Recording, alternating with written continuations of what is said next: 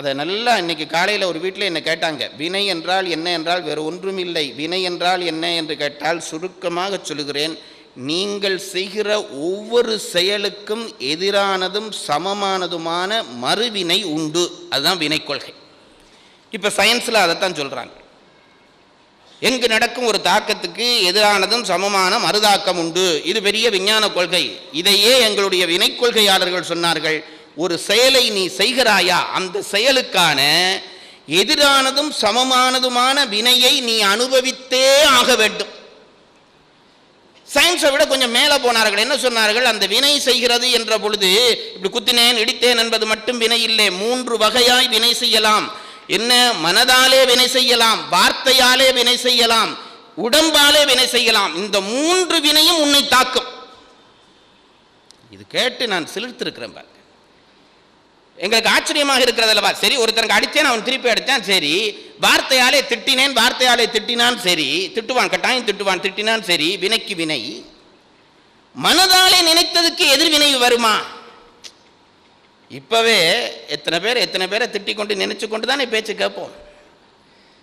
இந்த ஆள் இலங்கையிலிருந்து வந்து எங்கள் கழுத்தை அறுக்குதே, இப்படி ஒரு நினைப்பு வருவது அல்லவா. இந்த வினைக்கு எதிர்வினை வர வாய்ப்பில்லையே. நினைப்புக்கு எப்படி எதிர்வினை வரும்? நம்முடைய வினை கொள்கையாளர்கள் சொன்னார்கள், திரிகரணங்களாலும் செய்கிற வினைகளுக்கு எதிர்வினை உண்டு, மறந்து போகாதீர்கள்.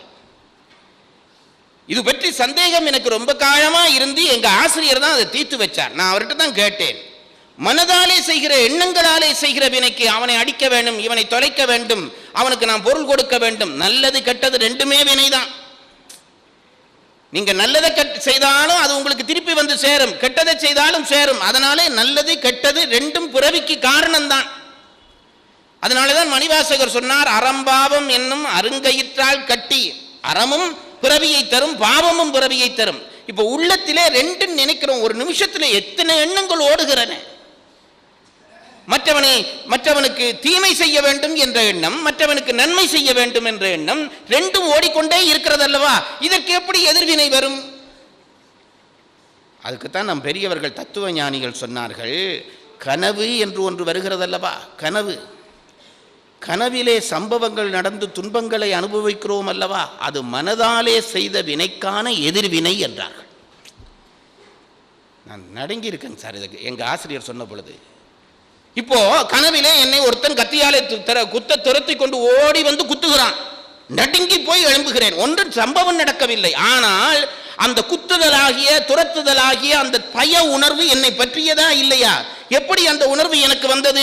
போன பிறவியிலே யாரையோ குத்த வேண்டும் என்று நான் நினைத்திருக்கிறேன், நினைப்பிலேயே அந்த வினை கழிந்து விட்டது.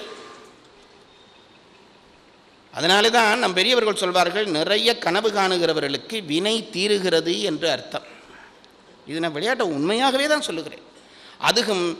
அது நான் சபையில் சொல்லக்கூடாத வார்த்தை, ஆனால் உண்மைக்காக சொல்லுகிறேன். அடிக்கடி மலத்தை கனவு காணுகிறான் என்றால் மல நீக்கம் நிகழ்ந்து கொண்டிருக்கிறது என்று அர்த்தம். சில பேருக்கு அப்படியே கனவு வரும், தொடர்ந்து வரும். அப்ப மலங்கள் நீங்குகிறது என்று அர்த்தம். கனவு வினையை நீக்குகிற ஒரு கருவி. அப்ப இதை நாம புரிந்து கொள்கிறோம். அப்போ இந்த 3 வினையும் நமக்கு உள்ளே நிகழ்ந்து கொண்டு இருக்கின்றன. இந்த வினையினுடைய பயனாகத்தான் வாழ்க்கையை அனுபவிக்கிறோம். நன்மது நடந்தாலும் வினையின் பயன்தான், தீமை நடந்தாலும் வினையின் பயன்தான். இறைவன் தந்தான் என்று அவனை திட்டாதே, இது நீ பண்ணினது. நாங்க சந்தோஷம் வந்தா பெருமை வந்தால் அது நான் பண்ணினேன், துன்பம் வந்துட்டா இந்த கடவுள் என்ன இப்படி கையை விட்டுட்டானே இப்படி சொன்னா அது ஒரு புது வினை உண்டாகும். மிரட்டுகிறேன். கடவுள் உனக்கு எந்த தீமையும் செய்யவில்லை, உனக்கு நீயே செய்து கொண்டவைதான் உன்னிடம் வந்து சேர்ந்து கொண்டிருக்கின்றன. அதை மறந்து போகாதீர்கள். எந்த ஒரு சிறு துன்பமோ சிறு இன்பமோ உன்னிடம் வருகிறது என்றால் நீ அது ஏதோ ஒரு பிறவியில் செய்திருக்கிறாய். ஒன்று இந்த பிறவியில் செய்திருக்கலாம், அல்லது முற்பிறவியில் செய்திருக்கலாம், அல்லது முன் இருக்கக்கூடிய ஏதோ பிறவியில் செய்திருக்கலாம். இந்த பிறவியில் நான் அனுபவிக்கிற வினை எங்கிருந்து வருகிறது எனக்கு தெரியாது, என் புத்திக்குள்ளே அது கட்டுப்பட்ட விஷயம் அல்ல. ஆனால் ஞானிகள் சொன்னார்கள், ஏதோ பிறவியிலே செய்த வினைதான் உன்னிடம் வருகிறது. அது என்னையா நியாயம்? இறைவன் வினையை தருவதானா நான் போன பிறப்பில் செய்த வினையை இந்த பிறப்பில் தர வேணும், அதுதானே நீதி. அவர்கள் சொன்னார்கள், அப்படி வினை வராது.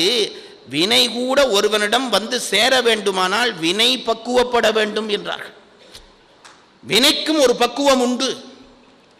அதுக்கு விளக்கம் சொன்ன பொழுது சொன்னார்கள், கீரை விதையை விதைக்கிறாய், அடுத்த நாளே முளைத்து விடுகிறது. தேங்காயை விதைக்கிறாய், ஒரு மாசம் செல்லுது முளைக்க. ரெண்டும் விதை தானே, இது ஏன் உடனே முளைச்சது? அதனுடைய இயல்பு. அந்த வினை பக்குவப்பட்டு விட்டது, விதை பக்குவப்பட்டு விட்டது, முளைத்து விட்டது. அந்த விதை பக்குவப்பட ஒரு மாதம் சென்றது, முளைத்து விட்டது. இன்னும் சிலது ஒரு வாரம் கழித்து முளைக்கிறது. ஆகவே வினை பக்குவப்பட நம்மை வந்து சேரும். இந்த பிறவியிலே நான் அனுபவிக்கிற வினை என்பது எந்த பிறவியில் நான் செய்ததோ எனக்கு தெரியாது, பக்குவப்பட்டு இப்ப வந்து சேர்ந்துட்டது. இதை தீர்த்து தான் நீ போக வேணும். அப்போ வினையாலே வந்து நம்மை பற்றிய நோய் இருக்கிறதே, சில நோய் அது போகவே போகாது, அது பிணி என்று அதற்கு பெயர். அதில் ஒரே ஒரு நம்பிக்கைக்காக ஒரு விஷயம் சொல்லுகிறேன். இந்த ஆள் என்ன நம்ம உற்சாகப்படுத்தாமல் இப்படியே போகாதுன்றே சொல்கிறானே என்று நினைத்தால், பிணிகள் கூட வினை தீரும் காலம் வந்தால் நீங்கும். நம்புங்கள், பிணிகள் கூட அந்த வினை தீருகிற காலம் வந்து விட்டால் நீங்கும். ஆகவே சோர தேவையில்லை, வழிபாடு செய்து கொண்டே இருங்கள்.